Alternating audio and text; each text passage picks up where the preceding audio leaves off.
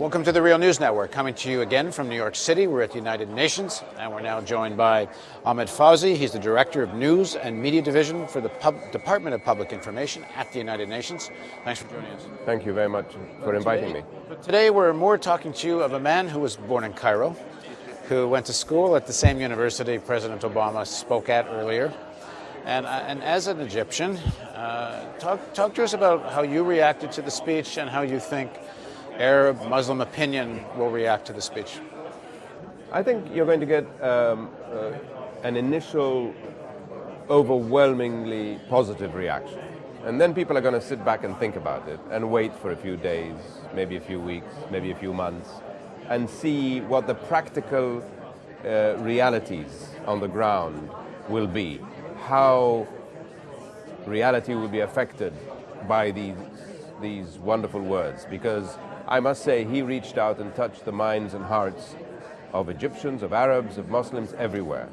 There are those who are skeptical, who will say he's going to Egypt, and I speak to you here not as a UN official, so I'm not reflecting the views of the UN or the Secretary General, but as an Egyptian citizen of the world. They will say he is going to visit regimes that are not entirely democratic. What is he doing about that? What is he telling them? To put it mildly. to put it frankly. I think that what he is also saying in his private discussions, as well as in public, is not only do you have to move on the peace process, not only do we have to tackle the nuclear threat in the region, and as we very well know, Israel has nuclear weapons. Iran strives to build a nuclear capacity that it claims to be for peaceful purposes. There are other nuclear powers in the world. What are we doing about them? Why are we picking on one power and not on another? Why can't there be a nuclear-free zone in the Middle East, as actually Egypt has called for consistently? So, in addition to those things, he should be saying, and I believe, I haven't listened to the whole speech, but I believe he did allude to the need to set up an infrastructure of democracy throughout the Muslim world. There are some shining examples, like Indonesia and Turkey, and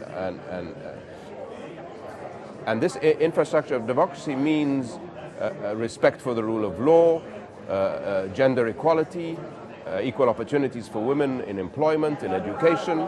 It means a free media. Now for the Muslim world to take his speech past the initial glow, does he not have to get more concrete? And I mean very specifically, doesn't the double standard about Israel have to end?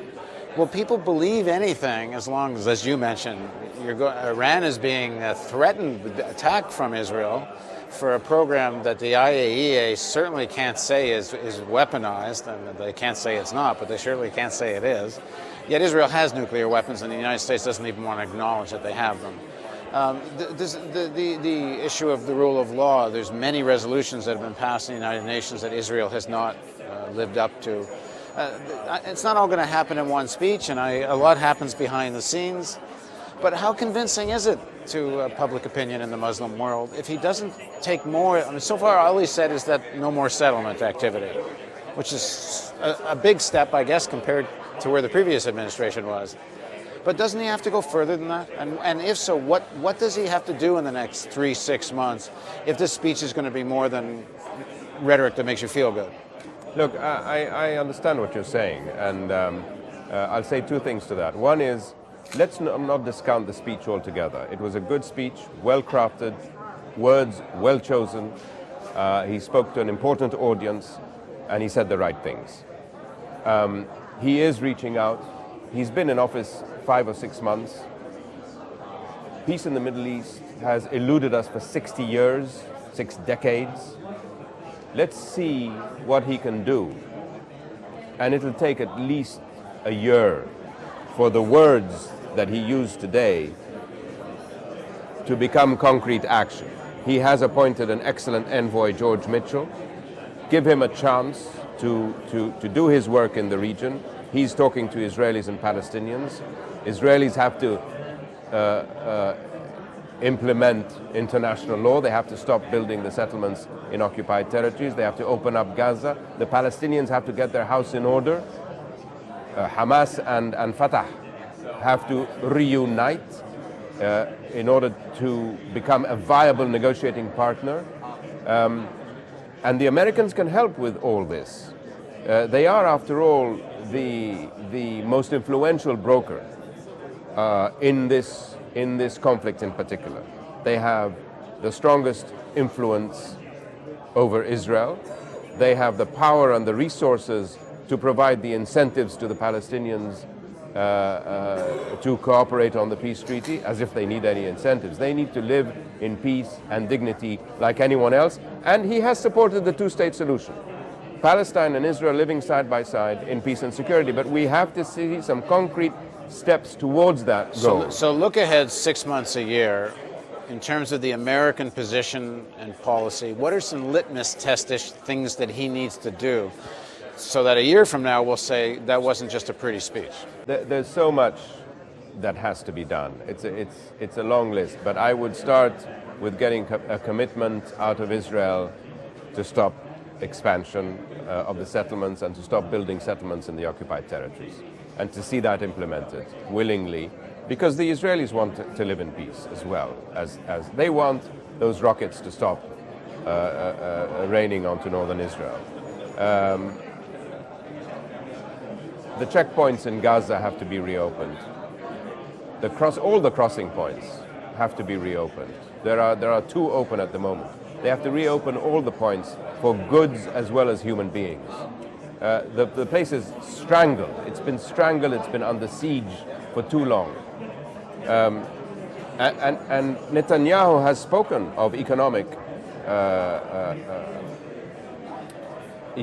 peace. In other words, allowing Gaza to prosper. And only the Israelis can lift that stranglehold. So we need to see the lifting of that stranglehold over Gaza and over the Palestinians. As far as I know, he didn't mention it in the speech. Gaza. He did mention settlements. No, he mentioned settlements. No, I don't think he mentioned. I don't think Gaza. And during the war in Gaza, he said almost nothing. Well, look, the war in Gaza was in December, January. It was a horrific, bloody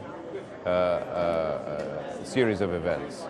They came to an end. We were actually in the region. I was with Ban Ki-moon when he entered Gaza in January, and we saw the extent of the destruction. Including UN buildings that were bombed not once but twice. Said, right. Yeah, we're deliberately he targeted. sent a board of inquiry to look into that. And there's another independent investigating commission that has arrived in Gaza, headed by a former prosecutor, Judge Goldstone. But this was commissioned by the Human Rights Council, which is independent from the United Nations and from the Secretary General. So George Mitchell also has some ideas up his sleeves, and I think that we should give them a chance before we pass judgment. Double standards have been bothering people in the region for a very long time, not only about the Israeli-Palestinian conflict, but also over Iraq. The whole issue of the invasion of Iraq and the weapons of mass destruction that were never there, and resolutions that were passed and enforced on Iraq but not enforced on Israel.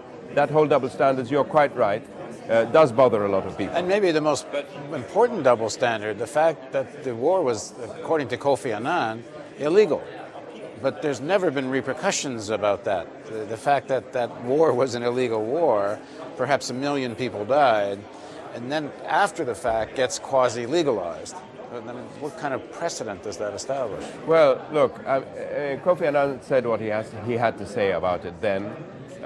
He represented the opinion of the international community and international law. That was then, this is now. We really have to move ahead for the sake of the Iraqi people who have suffered so much. We at the United Nations have been helping the Iraqi government and the Iraqi people in several ways. Ban Ki-moon has already been there twice. We have a mission there that is helping with elections, with the constitution, with humanitarian and other forms of assistance, and we will continue to do so. It's not all doom and gloom. I think we should move beyond some of the problems and some of the, the issue of double standards is not going to go away. It's called realpolitik. It's the political realities. Unfortunately, in the world, we say that there are 192 member states in the United Nations. They all have the right to vote. They're all equal, but some are more equal than others. What are you going to do about it? You live with the reality and you try to achieve as much as you can. And that's what this Secretary General is doing. So go back to Obama's speech. Settlements, the opening up of Gaza. What else does the United States have to insist on if people are to believe that President Obama wants some kind of new beginning? Well, I think those are two very good starters. He should work with both parties to achieve economic progress for the Palestinians. Israel should agree to provide the environment in terms of trade and financial incentives and financial cooperation to allow the Palestinians. The Palestinians are very resourceful and clever people, just like the Israelis. To give them the opportunities to move ahead with their economy. In terms of this realpolitik, there's certain things that just don't get said in official circles, in mainstream media circles, especially here in the United States. And you're dealing with an Israeli government now whose foreign minister is willing to deny citizenship to Arab Israelis if they don't swear allegiance to the Jewish state. I mean, we're dealing with a very particular moment in Israeli political history as well. Does President Obama not have to at least increasingly come out and confront this? As you said, the Americans have all the leverage here. You know, I don't want to get too involved in American politics and Israeli politics. So if you want to ask me any more questions, ask them about the United Nations. And don't get me into trouble. Okay, I won't get you into trouble. I commented to you as an Egyptian on the speech, and I thought it was a brilliant speech. And as I said, the man has a lot of charisma, a lot of credibility, and let's give his ideas a chance to develop. Okay, then just one final thing. Back to the investigation that's taking place in Gaza, what happened to the UN buildings. Where do things stand, and what has the inquiry found out so far? The report was submitted to the Secretary General a couple of weeks ago, and I think that we are very unhappy when our compound was hit. It was then hit again, despite promises that it wouldn't happen again and that the structure would be put into place to never allow that to happen again. It happened again. The Secretary General was given the facts, and he has spoken to the Israelis about the facts that came out of the report. The report has been given to the Security Council. At the moment, the matter is closed and he's not taking it any further. He's waiting for the outcome of the next inquiry, which is the Human Rights Council investigation into the war as a whole. Allegations of the use of white phosphorus, allegations of war crimes, were they committed or not during the fighting. And we'll see what comes out of that. When is that report due? I don't think there's a time frame. They've just arrived, so I would say at least 30 or 60 days from now. Thank you very much for joining us. Thank you. I hope I didn't get you into trouble, and thank you for doing the interview. Thank you, pleasure. And thank you for joining us on the Real News Network.